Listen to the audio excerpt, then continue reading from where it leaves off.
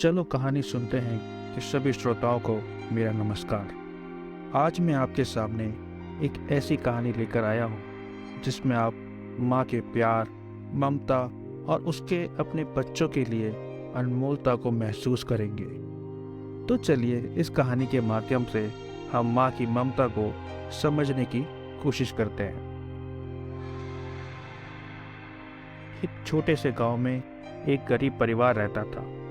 आमतौर पर उनके पास कुछ भी खाने को नहीं होता था, लेकिन उनकी माँ हमेशा उनके लिए अपना सब कुछ कुर्बान कर देती थी। उनकी माँ का नाम राधा था। एक दिन राधा के बेटे को भूख लगी और वह अपने माँ से खाने के लिए मांगने लगा।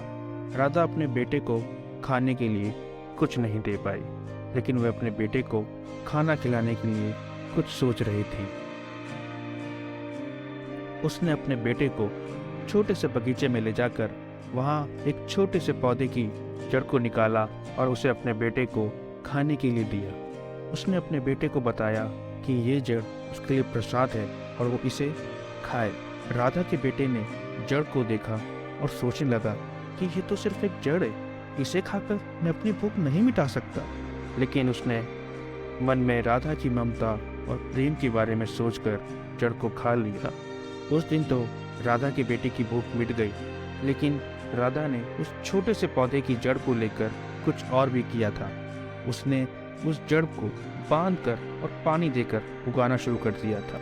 धीरे धीरे उस छोटे से पौधे से एक बड़ा पौधा बन गया और उस पौधे से फल भी आने लगे थे। राधा ने इस पौधे के फलों को बेचकर थोड़ा पैसा कमाया और अपने बच्चों के लिए खरीदारी की। फिर उस पौधे से थोड़े से बीज लेकर राधा ने दूसरे पौधे बनाए, उससे और फल आए और उन फलों को बेचकर और ज़्यादा पैसा कमाया। इस तरह से राधा ने अपनी ममता और उस छोटे से पौधे से एक बड़ी बागवानी बना दी थी। अब उस गरीब परिवार की आर्थिक स्थिति बहुत हद तक सुधर गई थी।